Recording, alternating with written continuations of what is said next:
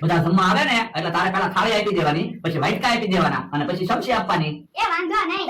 ઈ કે દુના જમણવાર રાખવાની વાતો કરતા હતા. આજ જમણવાર રાખી દીધો. કોનો ફોન છે? એ મારા બાનો ફોન હતો. તો એને કે ને ટાઈમ હોય તો જમવા આવે. પણ એમ તાત્કાલિક તો કેમ જમવા આવે? હા ઈ હાસુ.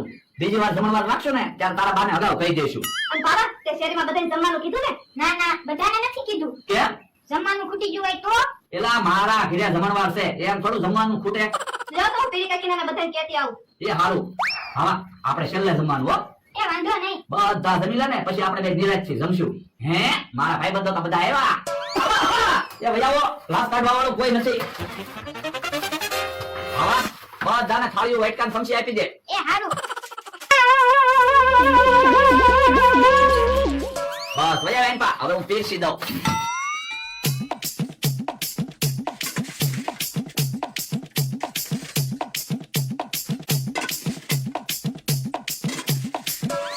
લ્યો કરો ચાલુ. પણ બકુલભાઈ બધી વસ્તુ આપી દો ને પછી જમવાનું શરૂ કરવી. પણ જમવાનું આપી તો દીધું. હે ખાલી ખીચડી જ છે? હા તો આ સમસીન વાટકા ને એવું શું કામ આપ્યું? એમાં એવું છે, કોકને થાળીમાં ખીચડી ખાતા ન ફાવે તો વાટકામાં ખીચડી ખાવાની, અને કોકને હાથે ખીચડી ખાતા ન ફાવે તો સમસીથી ખીચડી ખાવાની. છે હે બકુલભાઈ રમણવા શું કામ રાખ્યો? એમાં એવું છે, મારે ખીચડી ખાવાની બાધા હતી, તે આજ બાધા છૂટી કરી તો મેં કીધું જમણવાર રાખી દેવી ને. છે બકુડા સિંગ તેલ હોય તો લાવ ને, ખીચડી ખાવાની મજા આવે. હવે સિંગ તેલ તો એમી નથી ખાતા.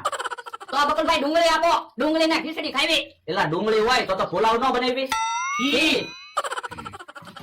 અને તમને બધાને એક ઠપકો આપવાનો છે. હું તમને બધાને કીધું તું વહેલા 5 વાગ્યામાં રહોડું ચાલુ કરવાનું છે, તો એકેય ન આવ્યા, બધા જમવાના ટાઈમે આવ્યા. પણ બકુલભાઈ ખાલી ખીચડી જ બનાવવાની હતી તો 5 વાગે રહોડું હું કામ ચાલુ કર્યું? 11:30 પાણીમાં મગ ચોખા ને મીઠું નાખીને ચૂલા ઉપર તપેલું મૂકી દીધું હોત ને તો એની હાથે ખીચડી બની જાત. પણ એમાં એવું છે, આખી શેરીનો જમણવાર છે તો ઉતાવળ તો રાખવી જ પડે ને.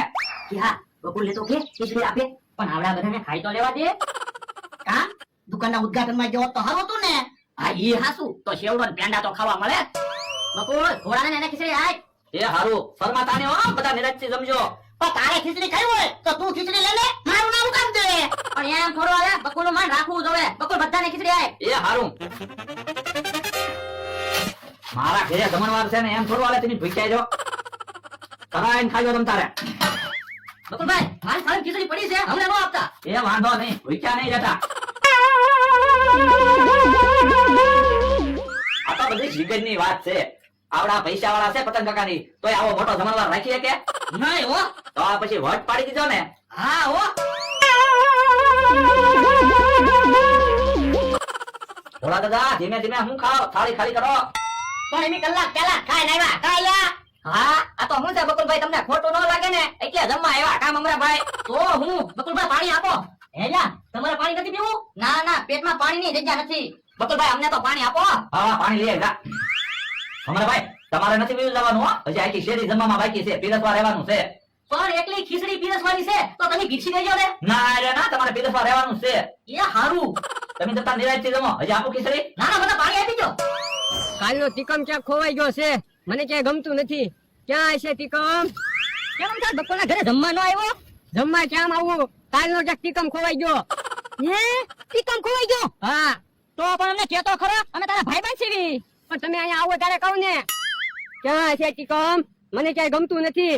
હે આમ તો એમ કે ટીકમ ખોવાઈ ગયો. તે ભલે ને ખોવાઈ ગયો, આપણે વાડી હાલ લે. ક્યાં કાકા, સમરૂ કાકા, તમે આમ વેલા કાકાની વાડી બાજુ જાઓ, હું આમ જાઉં ક્યાંક તિકમ હોય તો. એ હારું.